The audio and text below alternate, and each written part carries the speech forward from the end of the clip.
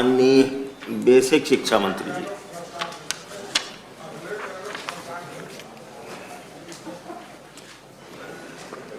पढ़िए उत्तर। माननीय सभापति जी, जी नहीं, शैक्षिक सत्र 2022-23 में अंतरजनपदीय स्थानांतरण की नीति प्रचलित न होने के कारण ऑनलाइन अंतरजनपदीय स्थानांतरण हेतु प्राप्त आवेदन पत्रों की संख्या एवं स्थानांतरित शिक्षकों की संख्या 0 है।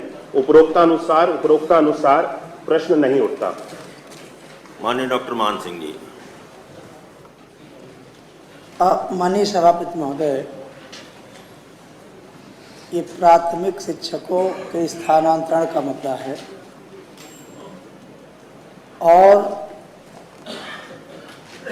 मुझे लगता है कि जो नियमबद्ध तरीके से, जैसे हस्बैंड वाइफ अगर दोनों सरकारी सेवाओं में है तो उनका ट्रांसफ़र तो वैसे भी हो जाना चाहिए जो एक्ट में प्रावधान किया गया है। लेकिन माननीय सभापति महोदय, एक्ट की तो बात छोड़िए,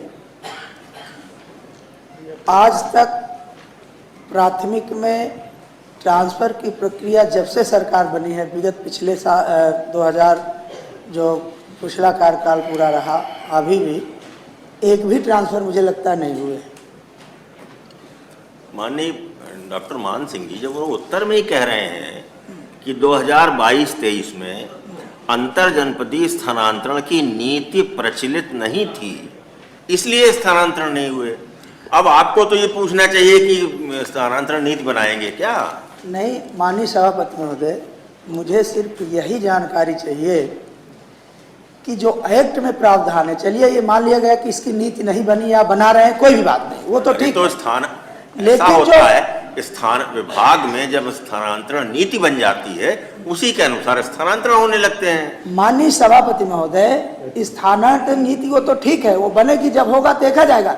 लेकिन जो ऑलरेडी परमानेंट ये व्यवस्था की गई है कि अगर सरकारी सेवाओं में हस्बैंड वाइफ दोनों हैं तो एक जगह उनका स्थानांतरण करने का प्रावधान है।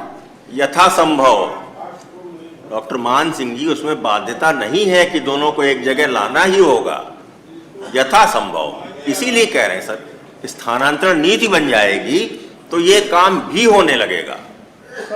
आप समझ रहे हैं हमारी बात? चलिए, तो कब तक नीति बन जाएगी? ये पूछिए उनसे, ये पूछिए कि 22-23 में नहीं बनी, 23-24 में स्थानांतरण नीति कब तक बनेगी? माननीय मंत्री जी से मैं ये जानना चाहता हूँ कि जो लिमिटेड प्रकरण है जो दोनों सरकारी सेवाओं में है, हस्बैंड वाइफ, तो उनके स्थानांतरण संबंधित जो ऑलरेडी प्रावधान किया गया है वो तो है, माननीय सभा, उसमें नीति की जरूरत तो है नहीं मुझे लगता है। और ये नीति कब तक बन जाएगी, बस यही 2 बिंदुओं पर उत्तर दे दें। माननीय मंत्री जी।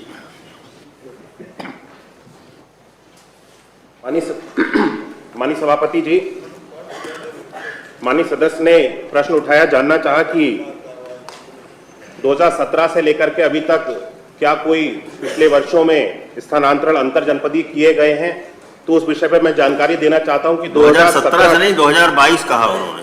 नहीं, 2022 उन्होंने कहा कि पिछले सरकार के पूरे कार्यकाल में नहीं, वो नहीं कहा उन्होंने।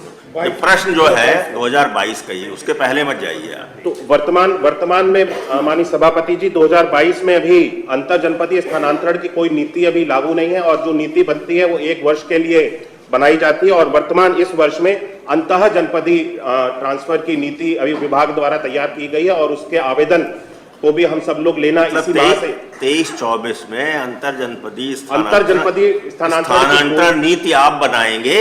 नहीं, अभी सरकार के द्वारा अंतरजनपदीय स्थानांतरण की कोई नीति पे विचार करने के लिए कोई ऐसा प्रस्ताव नहीं है। अंतः जनपदीय ट्रांसफर हम लोग करेंगे। माननीय उमेश जी। हाँ उमेश जी। तो सत्ता पक्ष के हैं, लेकिन माननीय मंत्री जी से और नेता सदन से एक अनुरोध करेंगे, हमारा कोई इसमें प्रश्न नहीं है कि आईएएस का, आईपीएस का, डीजीपी का ट्रांसफर तो 1 मिनट में हो जाता है, लेकिन बेसिक हमारा जो अध्यापक है, नीति न होने से चाहे कितनी बड़ी भी उनके सामने समस्या हो, इवन उनके पिताजी की डेथ हो जाए या उनकी माँ विकलांग हो जाए या पत्नी या बेटा, कुछ भी, हम लोग चूँकि क्षेत्र में जाते हैं तो बहुत बड़ी समस्या आती है। लेकिन यहाँ नीति न होने की वजह से चाहे कितनी भी समस्या हो, हम लोग ना आश्वासन दे पाते हैं। यहाँ तक कि मंत्री लोग जाते हैं, उनके सामने भी लोग गिड़गिड़ाते हैं, रोते हैं, वास्तविक समस्या है, उनका भी ट्रांसफर नहीं हो पाता है। तो कुछ ठीक है, बात आ गई आपकी। माननीय मंत्री जी।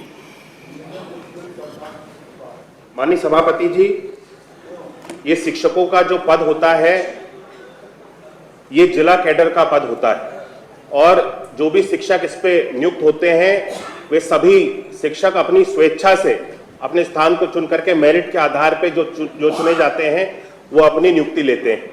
लेकिन उसके बाद में भी, जिला कैडर होने के बाद में भी, जिस तरह से माननीय सदस्य बता रहे हैं कि इस तरह की विशेष परिस्थितियां आती हैं जहां पे लोगों को कठिनाइयों का सामना करना पड़ता है, उसको देखते हुए सरकार अलग से व्यवस्था बनाती है जो कि 2017-18 और 19-20 में अंतर जनपदीय ट्रांसफर की व्यवस्था बना करके और ट्रांसफर सरकार के द्वारा किए भी गए हैं। अभी वर्तमान में कोई ट्रांसफर की प्रक्रिया अंतर जनपदीय सरकार के द्वारा विचाराधीन नहीं। इसमें कोई कठिनाई है आपको नीति बनाने में? जब सरकार की यह व्यवस्था है कि नीति बनती है, स्थानांतरण होना चाहिए, तो क्या क्या कठिनाई है कि आपको बनाने में कहीं आप प्रभावित हो रहे हैं कि जो योग्य अधिकारी हैं वह प्रभावित हो रहे हैं? क्या शिक्षकों के लिए सौतेला व्यवहार किया जाएगा? मैं माननीय मंत्री जी से अनुरोध करना चाहता हूं, महोदय आपके माध्यम से, नेता सदन भी बैठे हैं, कि क्या दोष है शिक्षकों का कि उसके लिए स्थानांतरण की नीति नहीं बनाई जाएगी? नहीं, क्या माननीय एक वर्ष मैं कह रहा हूं 22-23 में तो नहीं बनाई आपने, चलिए बीत गया, अब एक वर्ष निकल गया, अगला वर्ष आ रहा है। मान्यवर सत्र जो है अप्रैल से फिर शुरू हो जाएगा। यह सत्र जो है 31 मार्च तक है, तो 31 मार्च तक सत्र है, तो 1 अप्रैल के बाद नीति कब बनाएंगे, कब स्थानांतरण करेंगे? उन बच्चों का क्या होगा जो नामांकित हैं, जो गरीब परिवार के हैं? मेरा केवल यही अनुरोध है माननीय कि इसी सत्र में, नए सत्र शुरू होने के पहले माननीय मंत्री जी कृपा पूर्वक कोई नीति बना करके पीड़ित शिक्षकों के, मजबूर शिक्षकों के, विकलांग महिला शिक्षकों के, मैं माननीय, मुझे सुनिश्चित जानकारी है कि कम से कम हमारे ही क्षेत्र में, पूर्वांचल में 1 दर्जन महिलाएं आत्महत्या कर ली। यदि उनका स्थानांतरण समय से हो गया होता तो वह जो है इसी सदन में उठा था। हमने स्वयं सिद्धार्थनगर का एक पश्चिम की लड़की थी, अध्यापिका थी मान्यवर, उसको कमरे में बंद करके वह अपने को जला ली या किसी ने मार डाला। ऐसी तमाम घटनाएं हैं। मैं माननीय मंत्री जी से, नेता सदन से निवेदन करूंगा कि उदार बड़ा दिल करके नए सत्र के प्रारंभ होने के पहले स्थानांतरण नीति बना दिया जाए, जिससे आगे का सत्र सुचारू रूप से संचालित हो सके। माननीय डॉक्टर मान सिंह। माननीय मंत्री जी से मैं एक बिंदु पर थोड़ा जानकारी प्राप्त करना चाहता हूं। आपने जवाब दिया कि यह जिले में और अभ्यर्थियों की पसंद से उनको जिला आवंटित किया गया था। तो माननीय मंत्री, मैं आपकी जानकारी के लिए बता दूं कि पूरे प्रदेश में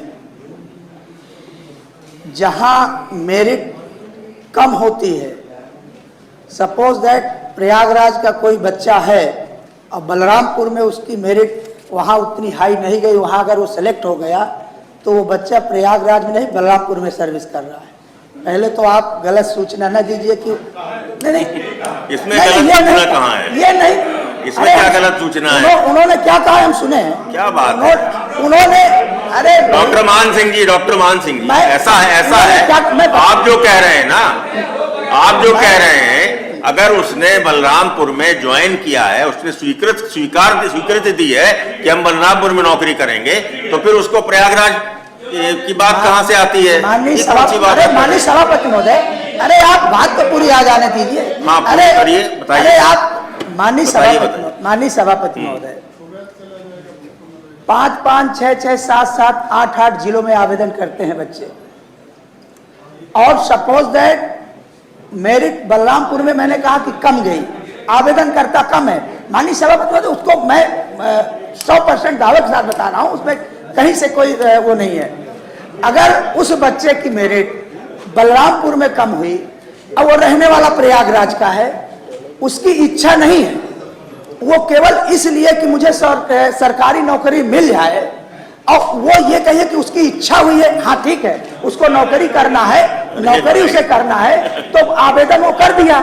लेकिन आप नौकरी के लिए उसने आवेदन तो बलरामपुर में कर दिया, ठीक है। लेकिन अब बलरामपुर से इलाहाबाद चूंकि उसका गृह जनपद है, अब वो आना चाहता है, तो अगर उसकी स्वेच्छा ही होती कि नहीं बलरामपुर में मुझे नौकरी करना ही है, तो वो कहीं ये ना आरोप लगाता कि नहीं भाई पॉलिसी स्थानांतरण नीति नहीं बन रही है या ट्रांसफर नहीं किया जा रहा है, फिर वो हम लोग पास क्यों दौड़ करके आता? अगर उसकी इच्छा है तो अपना बलरामपुर में नौकरी करे। और दूसरी बात, माननीय सभापति महोदय, मैं माननीय मंत्री जी से अनुरोध करूंगा कि बहुत लिमिटेड प्रकरण होंगे जहां हस्बैंड वाइफ दोनों सरकारी सेवाओं में, बहुत लिमिटेड प्रकरण होंगे, इसमें कोई ऐसा दिक्कत नहीं आ रही है कि इनको ना ट्रांसफर किया जाए। तो जो लिमिटेड प्रकरण है, ये हस्बैंड वाइफ दोनों एक सरकारी सेवाओं में है, उनके लिए तो कम से कम माननीय सभापति महोदय आदेश करवा दीजिए। माननीय मंत्री जी,